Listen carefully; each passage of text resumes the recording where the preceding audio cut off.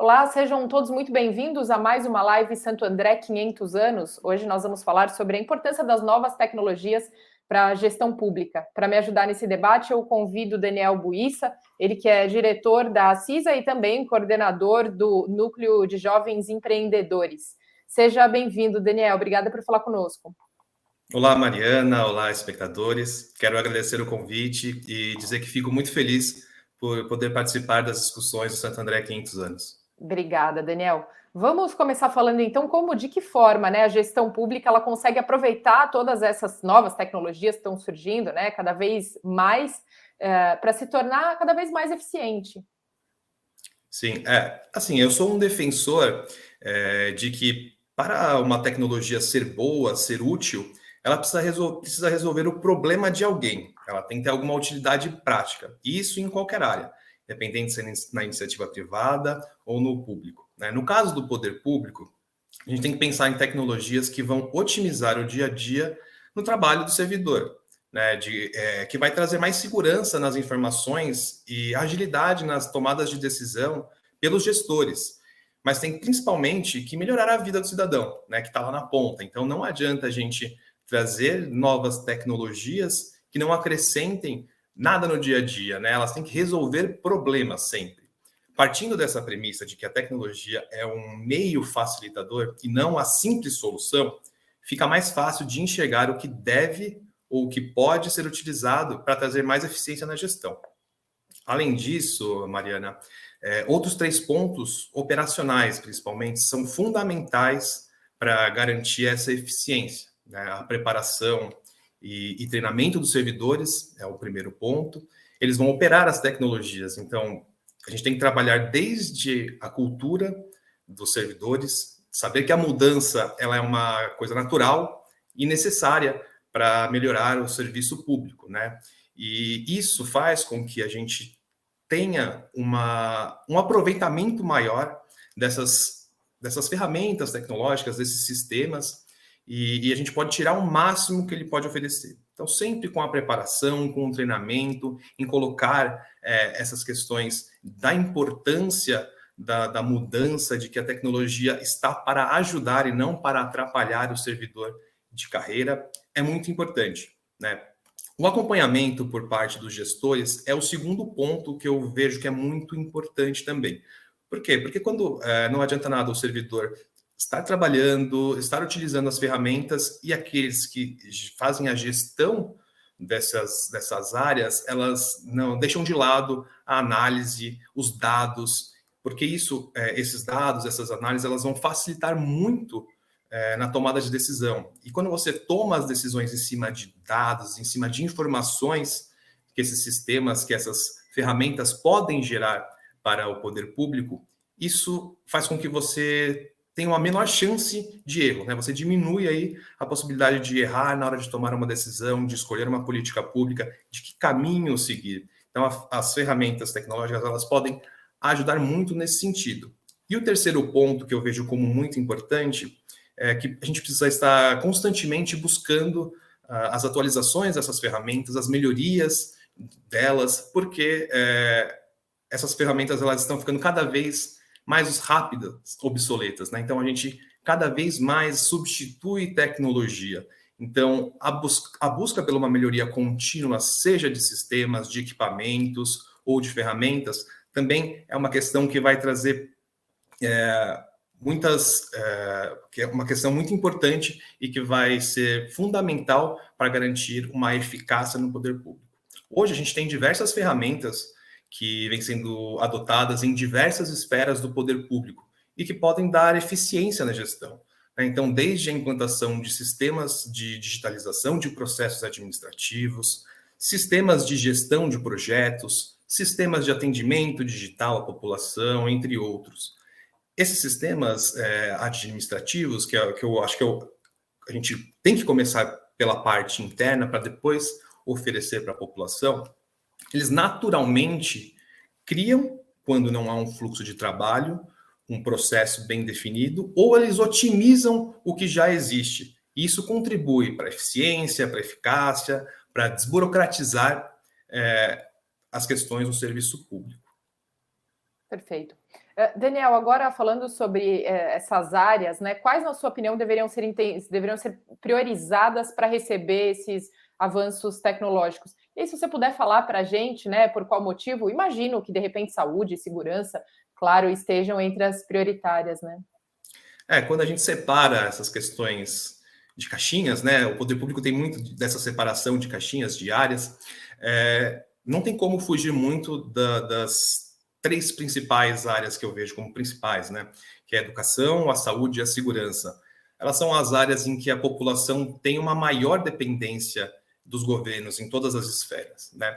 Mas independente da área, né, da área fim, sempre é importante a gente olhar para dentro primeiro, para o servidor, para aplicar a tecnologia de dentro para fora, né?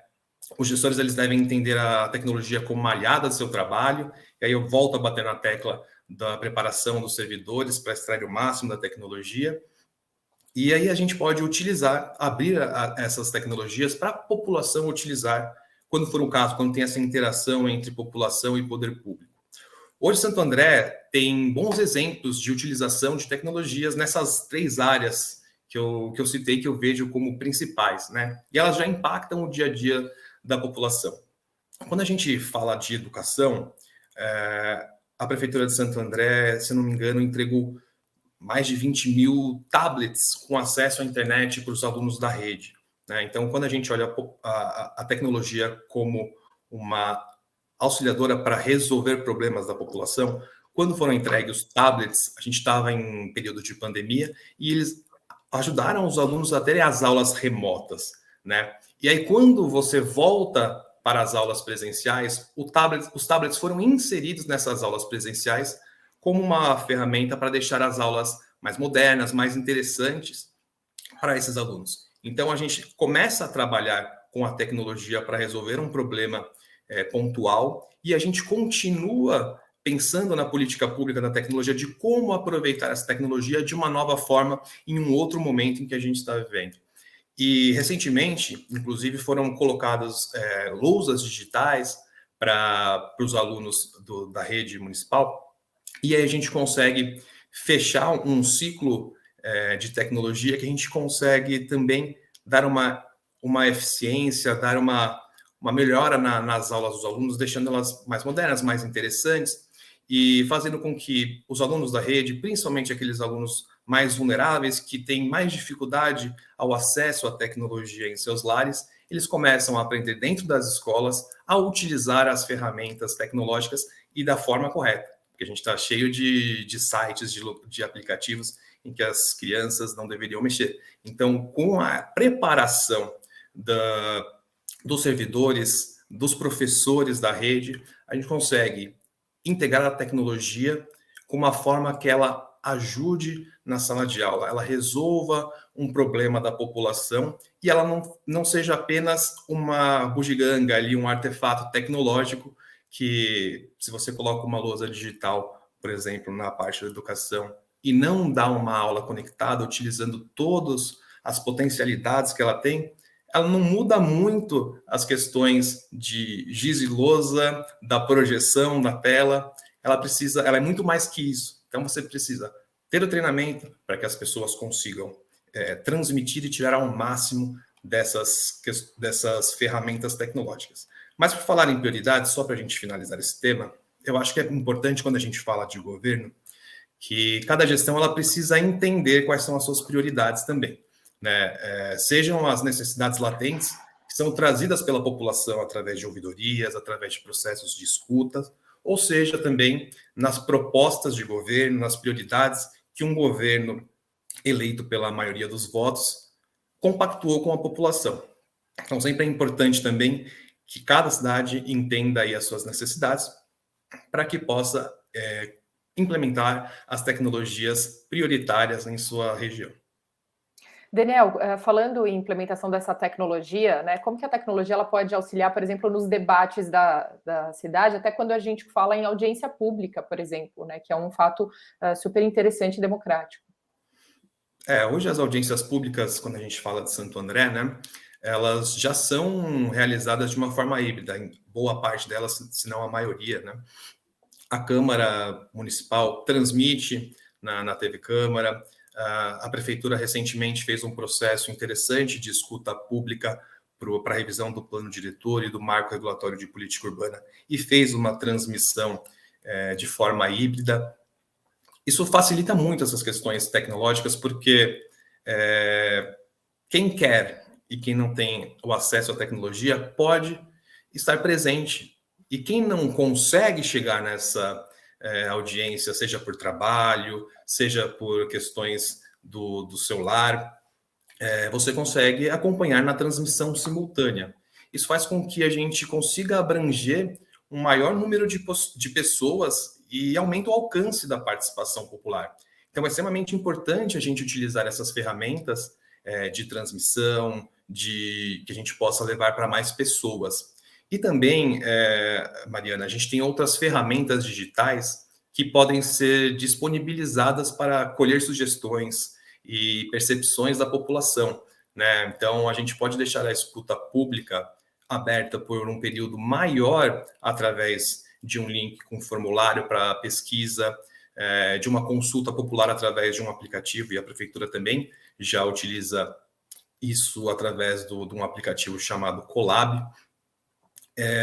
E quando você também traz para o digital a forma de colher essa percepção, colher as sugestões da população sobre as melhorias em determinadas políticas públicas, isso também agiliza o tratamento de dados e dá maior confiabilidade na informação. Então, quando você pega lá no papel, a pessoa escreve, de repente você não entende a letra, ou uma pessoa mal intencionada muda por uma questão que ela deseja. Então, você tira esses outros passos e automatiza isso de uma forma com que você pode confiar melhor nesses dados, confiar melhor nessa informação. E acho que um terceiro ponto que também é importante, que ajuda muito a participação popular, é a questão da comunicação com a população. Ter canais online que comunicam esses eventos, essas audiências públicas, principalmente redes sociais e aplicativos de mensagem, que são popularmente usados aí em todo o território da cidade, são facilitadores para atingir a maior parte da população, né?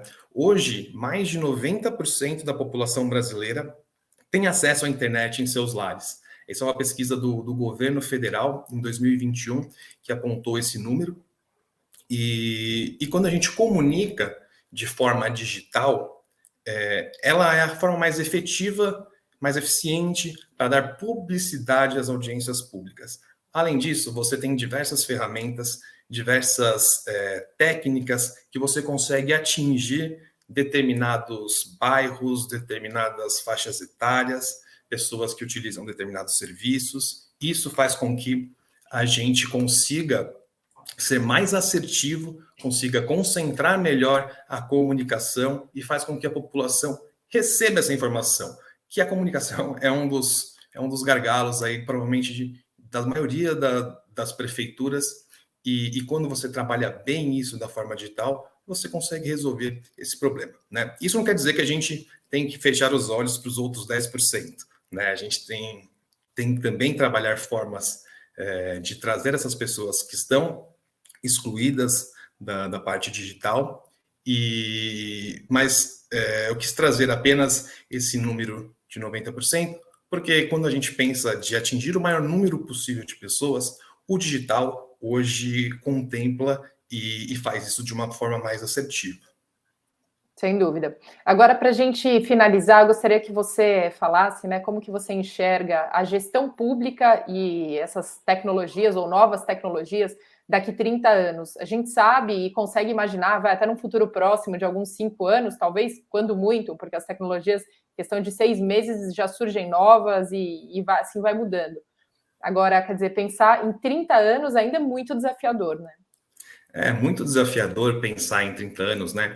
Então, quando eu busquei entender melhor assim o projeto Santo André 500 anos, quando a gente pensa lá nos 30 anos lá para frente, a gente não consegue imaginar que tipo de tecnologia a gente vai ter lá, né? O que a gente pode e deve começar a fazer é utilizar e se preparar para tanto em questões de legislação quanto infraestrutura, para que a gente consiga, a cada desenvolvimento tecnológico, a cada ruptura de um novo sistema, que a gente possa começar a utilizar da forma mais rápida possível.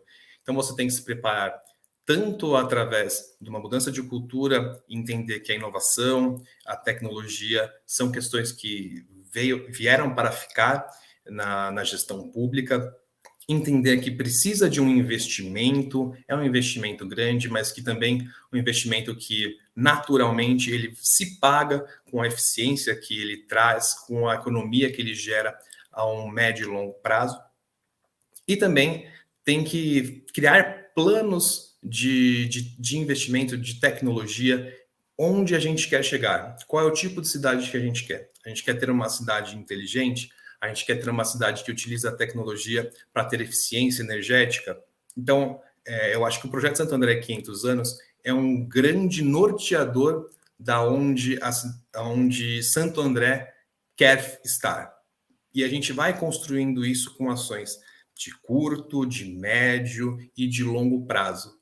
Mas para isso a gente precisa estar sempre revisitando o projeto, revisitando essas diretrizes, fazendo com que a gente entenda se o que a gente planejou hoje está em consonância com o que vem ali nos próximos 5 anos. Então, a cada 5 anos, a cada 2, independentemente do período que a gente queira fazer, é importante revisitar e entender o que nós planejamos, o que nós visualizamos para os próximos 30 anos ainda está de acordo ou surgiu alguma coisa nova que a gente precisa mudar no curso do caminho. Nunca engessado, sempre analisando, escutando a população, planejando e executando cada uma das ações do Projeto Santo André 500 anos.